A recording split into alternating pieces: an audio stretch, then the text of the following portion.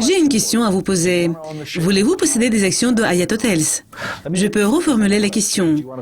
Voulez-vous vous coucher sur vos placements?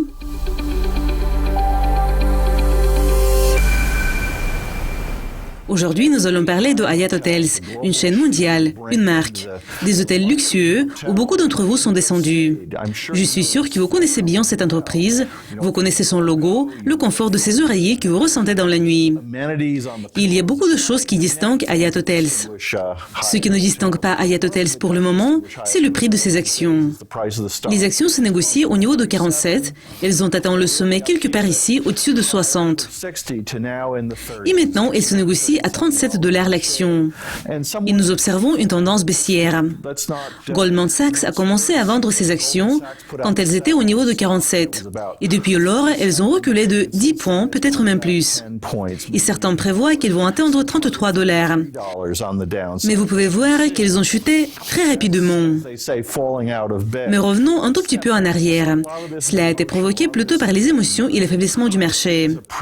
Hyatt est une marque de premier plan. Qu'est-ce qu'ils font? Ils gèrent les hôtels plutôt que les possèdent. Ils en ont quelques évidemment, mais les activités de Hyatt visent à avoir des franchises pour gérer la propriété. Quelqu'un d'autre prend des risques liés aux actifs et Hyatt prend des risques de gestion. C'est une formule qui travaille très bien. Pourquoi est-ce que les actions sont sous pression? Il y a plusieurs raisons. Le renforcement du dollar n'aide pas du tout, comme l'entreprise a beaucoup de propriétés à l'étranger et réussit bien en Inde et en Chine. Un autre point sur Hyatt est que les marges ont été réduites. La société a un endettement, mais en fait, toutes les sociétés hôtelières en ont. Mais si le niveau d'endettement atteint le niveau de la propriété, il est difficile de faire ce capital travailler. Et la concurrence dans le domaine de l'hôtellerie est féroce. Chaque jour, Marriott, Hilton et d'autres noms célèbres améliorent leurs offres en révisant les prix de leurs chambres, en réévaluant leurs services, et ce sont également des marques de luxe. Et Hyatt ne s'y font pas. C'est une bonne société, bien gérée. Mais les marges ont reculé, comme je l'ai déjà dit. Une autre raison pourquoi Hyatt n'est pas un achat facile, c'est parce qu'en achetant ces actions, vous devenez le partenaire de la famille Pritzker. C'est une famille très prospère qui est basée à Chicago et elle possède le Premier Hotel Group. Le problème est que la famille possède 70% et peut-être même plus de droits de vote des actions, comme il y a des actions A et des actions B. Donc, quand vous achetez Hyatt Hotels, vous représentez la minorité. Sans doute vous êtes actionnaire, vous possédez une société publique et vous avez des actions d'une société prospère.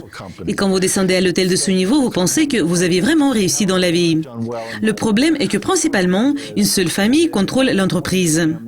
La question est de comprendre si c'est une bonne décision d'acheter les actions de Hyatt quand elles se négocient à 33 à 30 $ l'action. Est-ce que cela peut rapporter? Oui, Hyatt pourrait apporter de bons résultats. Les conditions dans le domaine de l'hôtellerie sont très compétitives et très cycliques. Pour les voyages, surtout les voyages d'affaires, les voyages de luxe, les prévisions sont assez optimistes en Asie et aux États-Unis. En plus, le dollar sera peut-être moins fort en 2016. Hyatt l'espère bien. Mais toujours, la question est de comprendre si ces actions ont été surévaluées. Oui, je pense qu'elles ont été surévaluées. Et au niveau de 37, 33, sont-elles mieux évaluées? En fait, moi, je considérerais l'achat de ces actions au niveau de 30, plutôt qu'au niveau de 37. C'est tout pour cet épisode du conseiller en placement. C'était Matthew Stevenson en partenariat avec Yogascopy TV. N'oubliez pas, l'argent peut prendre soin de vous, mais il ne peut pas prendre soin de lui-même. Take care of itself.